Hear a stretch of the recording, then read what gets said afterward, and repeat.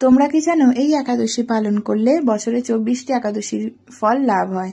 এই একাদশীতে তীর্থে স্নান, দান, জপ আদি করলে তা অক্ষয় হয়ে থাকে। হরে কৃষ্ণা। জয় Shri Radha Madhav. All glories to Jagadguru Srila Prabhupada.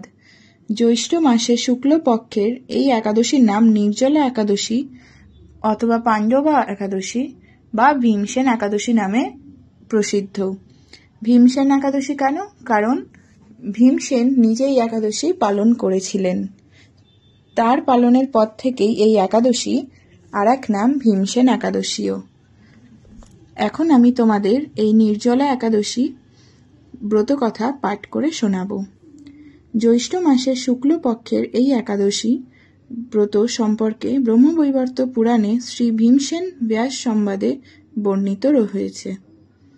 মহারাজ যুধিষ্ঠির শ্রীকৃষ্ণকে বললেন, হে জনার্দন, আমি অপরা একাদশীর সমস্ত মহত্ব শ্রবণ করলাম। এখন জ্যৈষ্ঠ শুক্ল পক্ষের একাদশীর নাম ও মাহাত্ম্য কৃপাপূর্বক আমার কাছে বর্ণনা করুন। শ্রীকৃষ্ণ বললেন, এই একাদশীর কথা মহারিষি ব্যাসদেব বর্ণনা করবেন, কেননা তিনি সর্বশাস্ত্রের অর্থ ও তত্ত্ব পূর্ণরূপে জানেন। মহারাজ যুধিষ্ঠির ব্যাসদেবকে বললেন, হে মহারিষি দ্বৈপায়ন, আমি মানুষের লৌকিক ধর্ম এবং জ্ঞানকাণ্ডের বিষয়ে অনেক শ্রবণ করেছি। আপনি যথাযথভাবে ভক্তি বিষয় নিয়ে কিছু ধর্মকথা আমায় বর্ণনা করুন। ব্যাসদেব বললেন, হে মহারাজ, তুমি যেসব ধর্মের কথা শুনেছ, এই কলিযুগে তা মানুষের পক্ষে সে সমস্ত পালন করা অত্যন্ত কঠিন, যা সুখে সামান্য খরচে অল্প কষ্টে সম্পাদন করা যায়, অথচ মহাফল প্রদান করে এবং সমস্ত শাস্ত্রে সারস্বরূপ সেই ধর্মই কলিযুগের মানুষের পক্ষে করা শ্রেয়। সেই ধর্ম কথাই এখন আপনার কাছে বলছি। উভয়ের পক্ষের একাদশীর দিনে ভোজন না করে উপবাস ব্রত করবে। দ্বাদশীর দিনে স্নান করে শচীশুদ্ধ হয়ে নৃত্য কীর্ত সমর্পণের পর শ্রীকৃষ্ণের পূজা অর্চনা করবে। এরপর ব্রাহ্মণদেরকে প্রসাদ ভোজন করাবে। অশুচি আদিতেও এই ব্রত কখনোই ত্যাগ করবে না।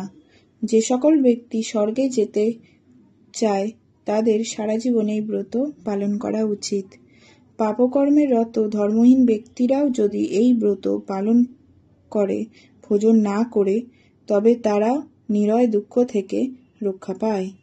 শ্রী ব্যাসদেবের এই কথা শুনে ভীমসেন অশ্বত্থ পাতার মতন কাঁপতে কাঁপতে বলতে লাগলেন, হে মহাবুদ্ধি পিতামহ, মাতা কুন্তী, দ্রৌপদী, ভ্রাতা যুধিষ্ঠির, অর্জুন, নকুল ও সহদেব এরা কেউ একাদশীর দিনে ভোজন করে না। আমাকেও অন্ন গ্রহণ করতে নিষেধ করে। দুঃসহ ক্ষুধার জন্যে আমি উপবাস করতে পারি না। ভীমসেনের এরকম কথায় ব্যাসদেব বলতে লাগলেন, যদি স্বর্গ আদি দিব্যধাম লাভের একান্ত ইচ্ছে থাকে, তবে উভয় পক্ষের একাদশীর দিনে ভোজন করিবে না। তার উত্তরে ভীমসেন বললেন, আমার এই নিবেদন যে স্বাস্থ্য দূরের কথা দিনে একবার ভোজন করে থাকাও আমার পক্ষে অসম্ভব, কারণ আমার উদরে বৃক নামক অগ্নি রয়েছে। ভোজন না করলে কিছুতেই তা শান্ত হয় না। তাই প্রতিটি একাদশী পালনে আমি একেবারেই অপারগ।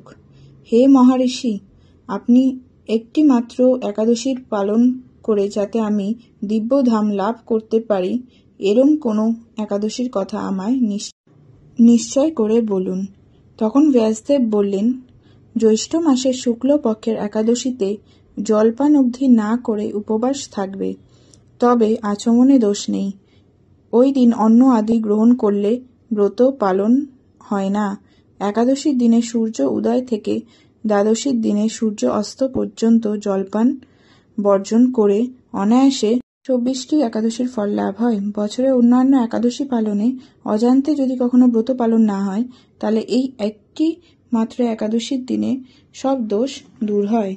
দ্বাদশীর দিনে ব্রহ্ম মুহূর্তে স্নান আদি কার্য সমাপ্ত করে শ্রীহরির পূজা করবে। সদাচারী ব্রাহ্মণদের বস্ত্র আদি দান সহ ভোজন করিয়ে আত্মীয়দের সাথে নিজে ভোজন করবে। এরম একাদশী পালনে যে প্রকার পুণ্য সঞ্চিত হয় এখন তা শ্রবণ করো। সারা বছরের সব একাদশীর ফল কেবল এই একাদশী পালনে সঞ্চিত হয়।